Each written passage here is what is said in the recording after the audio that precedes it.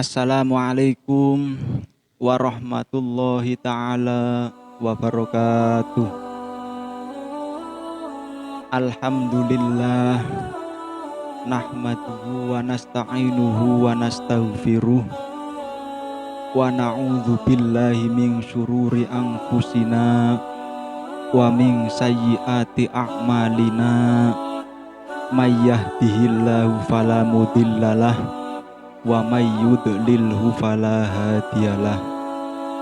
Rabbi shrah li sadri wa yassir li amri wahlul 'uqdatam min lisani yafqahu qawli. Amma ba'du.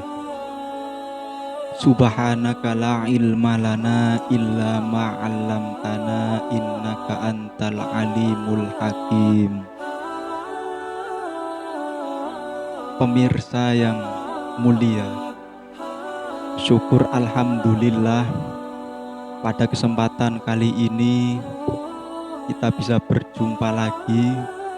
Kita masih diberi nikmat oleh Allah Subhanahu wa ta'ala sehingga dapat menjalankan, sehingga dapat merasakan kehidupan di bulan suci Ramadan ini dengan penuh kesabaran, dengan penuh kegiatan, dengan penuh amaliyah yang bernilai ibadah, dengan ucapan alhamdulillahirabbil alamin. Kedua kalinya sholawat serta salam semoga tetap tercurah limpahkan kepada baginda Rasulullah Muhammad sallallahu alaihi wasallam, Nabi pemimpin umat, Nabi penuntun umat, Nabi yang memberikan syafaat kelak di yaumil qiyamah. Mudah-mudahan kita semua diakui menjadi umat beliau yang berhak mendapatkan pertolongannya kelak di hari kiamat. Amin ya rabbal alamin. Pemirsa yang mulia, manusia diciptakan oleh Allah Subhanahu wa ta'ala. Di dunia tentu ada maksudnya, tentu ada tujuannya. Apa tujuan manusia diciptakan oleh Allah? Kata Allah dalam Al-Quran, wa ma khalaqtul jinna wal insa illa liya'budun. Dari ayat tersebut menunjukkan bahwa yang artinya saya tidaklah menciptakan manusia, kata Allah, terkecuali mereka untuk menyembahku, untuk beribadah kepadaku. Entah manusia ataupun jin diciptakan oleh Allah Subhanahu wa ta'ala, gunanya karena Allah memerintahkan kepada manusia dan kepada makhluk yang namanya jin untuk beribadah kepadanya.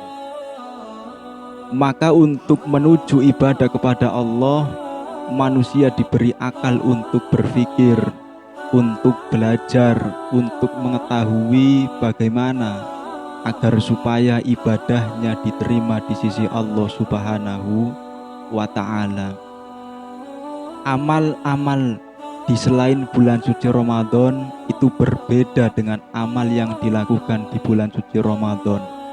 Amal yang berupa puasa di bulan Ramadan juga berbeda pahalanya dengan amal selain puasa di bulan suci Ramadan. Maka dalam suatu hadis disebutkan bahwa puasa adalah milik Allah. Wasaum li wa ana ajzi bihi kaifa asya.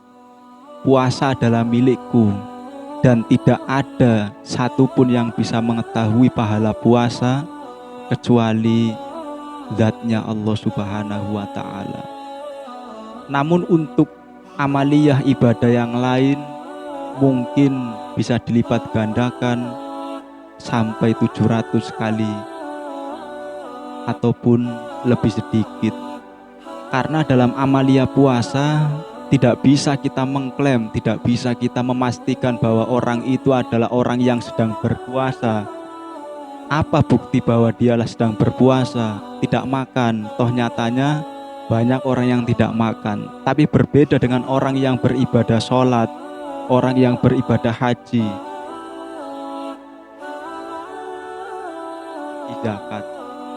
Tentu hal ini bisa menjadikan manusia mengerti, oh orang itu sedang melaksanakan sholat, orang itu di masjid sedang takbiratul ihram, oh berarti orang itu sedang sholat. Orang itu membawa beras ke masjid, oh berarti itu tertanda orang lagi zakatul fitrah. Atau orang berada di Makkah, oh orang itu sedang beribadah haji. Karena ada ibadah dohirnya, orang bisa mengetahui kalau dia akan melaksanakan zakat, orang bisa mengetahui kalau orang lain akan mengetahui sholat dan lain sebagainya. Tapi berbeda dengan nilai ibadah, sisi ibadah yang ada pada puasa. Kalau orang berpuasa, tidak ada yang mengerti kalau dirinya sedang berpuasa kecuali Allah Subhanahu wa Ta'ala. Karena dengan keistimewaan inilah manusia diangkat derajatnya, pahalanya juga diperkuat atau dirahasiakan, cuma Allah Subhanahu wa Ta'ala yang mengetahui. Maka patutlah kita bersyukur, berbahagia, dan bersuka-suka karena di tahun ini kita diberikan kesempatan oleh Allah Subhanahu wa Ta'ala untuk mengais pahala sebanyak-banyaknya untuk menjadi bekal kita kelak di hari akhir nanti. Dikatakan oleh Rasulullah SAW bahwa ad-dunya mazra'atul akhirat. Dunia merupakan ladang sawah untuk alam akhirat. Maka ketika manusia beramal baik di dunia ketika hidupnya, insya Allah ketika dia mati akan mendapatkan bagian balasan dari amal baik tersebut. Dia akan memperoleh bagian dari pahala amal tersebut. Namun sebaliknya, jika manusia ketika hidup di dunia tidak pernah melakukan amal baik apapun, ataupun pernah melakukan amal baik tapi hanya sedikit saja, maka pasti ada balasan tersendiri. Mungkin itu saja yang bisa kami sampaikan pada kesempatan kali ini, yang pada intinya kita sebagai manusia biasa, bukanlah nabi, bukanlah malaikat, apalagi bukanlah wali Allah. Haruslah kita berpikir bagaimana kita nanti menuju kehidupan yang kekal abadi, yakni kehidupan di alam akhirat.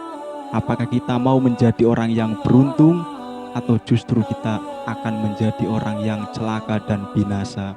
Wallahul muwaffiq ila aqwamit thoriq. Wassalamualaikum warahmatullahi wabarakatuh.